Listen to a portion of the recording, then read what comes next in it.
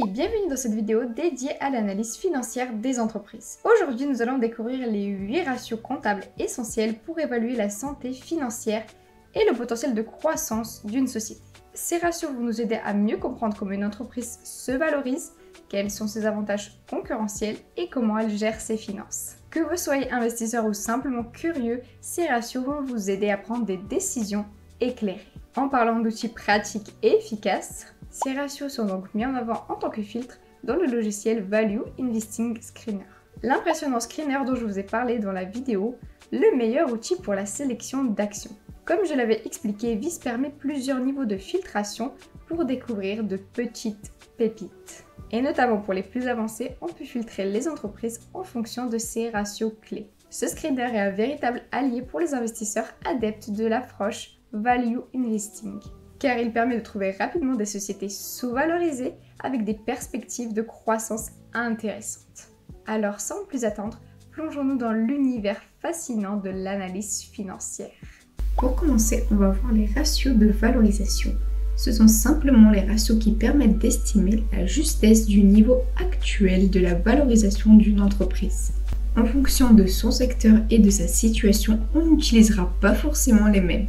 Numéro 1, le PTS, Price to Sales. Ce ratio évalue le prix auquel chaque euro de vente réalisé par l'entreprise se négocie sur le marché. Supposons qu'une entreprise ait une capitalisation boursière de 100 millions d'euros et un chiffre d'affaires de 80 millions d'euros. Le PTS serait calculé comme suit. PTS égale 100 millions d'euros divisé par 80 millions d'euros égale 1,25. Un PTS inférieur à 1,5 indique que chaque euro de vente est négocié à un prix raisonnable sur le marché. On s'en sert pour le comparer à une autre société sur le même secteur.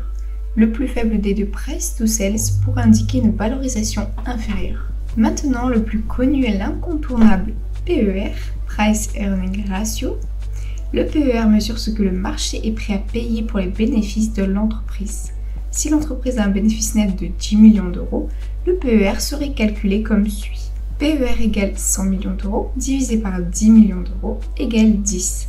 Un PER inférieur à 15 est considéré comme favorable car cela signifie que l'entreprise est raisonnablement évaluée par rapport à ses bénéfices.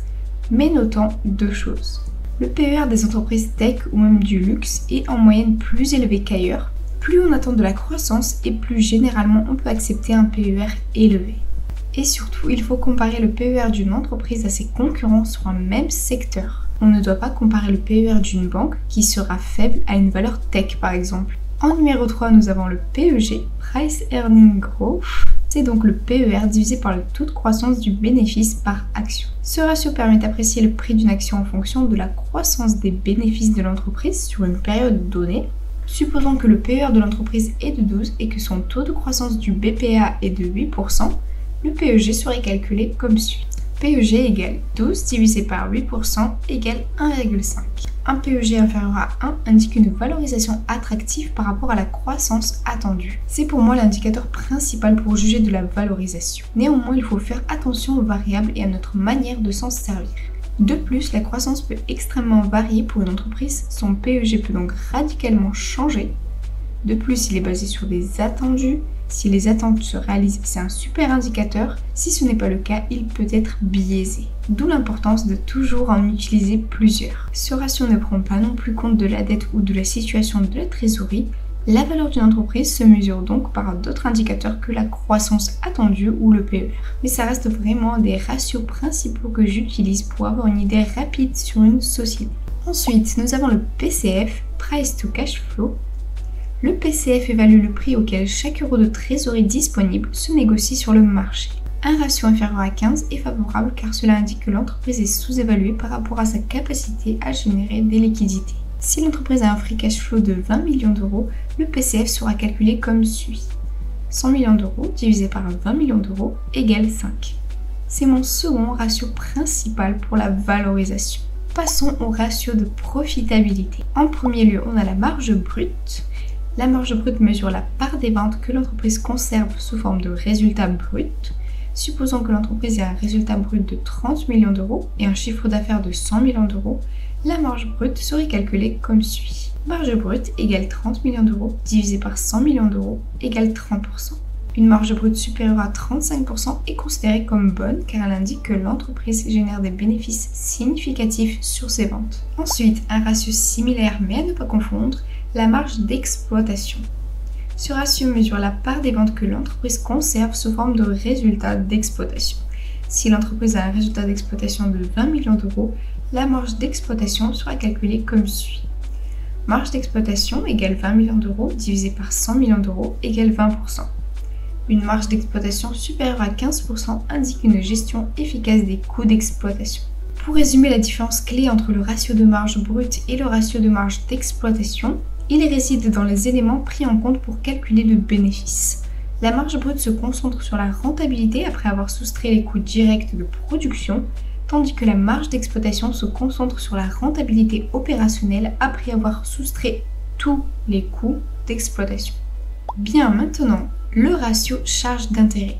Ce ratio évalue la part des résultats d'exploitation consacrés au remboursement des charges d'intérêt, comme son nom l'indique. Si les charges d'intérêt de l'entreprise sont de 5 millions d'euros et que son résultat d'exploitation est de 30 millions d'euros, le ratio charge d'intérêt serait calculé comme suit. Ratio charge d'intérêt égale 5 millions d'euros divisé par 30 millions d'euros égale 16,67%. Un ratio charge d'intérêt inférieur à 15% indique que l'entreprise peut facilement honorer ses obligations d'intérêt. Et enfin le dernier mais pas des moindres, le ROE, Return on Equity. C'est un des indicateurs préférés de Warren Buffett. Le ROE mesure la capacité de l'entreprise à transformer ses investissements en capitaux propres en bénéfices. Si les capitaux propres de l'entreprise sont de 200 millions d'euros et que son résultat net est de 15 millions d'euros, le ROE serait calculé comme suit. ROE égale 15 millions d'euros divisé par 200 millions d'euros égale 7,5%. Un ROE au moins supérieur à 10 est souhaitable car cela indique une utilisation efficace des fonds propres. Après, en règle générale, plus le ROE est haut, mieux c'est. Si ça vous intéresse, j'aimerais faire une vidéo entière sur les ratios du bilan et la gestion de la boîte. Ça permet vraiment de se faire une idée sur la qualité du management et de gestion.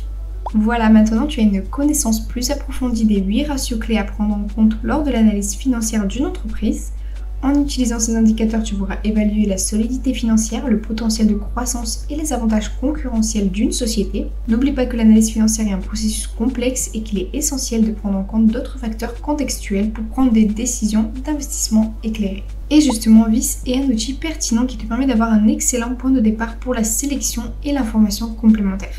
Avec tout le brouhaha d'informations qu'il y a de partout, la vérification de la fiabilité ou parfois même le fait de devoir soi-même calculer un ratio manquant, le fait d'être accompagné par un screener de ce type rend vraiment la tâche moins fastidieuse, en nous permettant de nous concentrer sur les vraies petites pépites et en évitant de perdre du temps des nuits blanches sur celles qui ne valent pas le coup.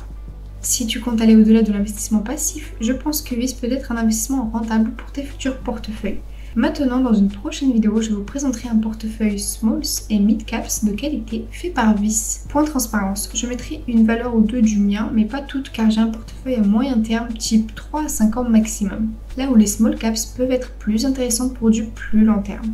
Petit test, si tu as réussi à tenir jusqu'ici, je t'invite à laisser en commentaire un petit smiley pouce, que je vois qui sont les survivants. J'espère sinon que cette vidéo t'a été utile. N'hésite pas à aimer, commenter et partager si tu l'as apprécié. Et souviens-toi de toujours évaluer ton investissement en prenant ton temps avant de t'y lancer. À très vite!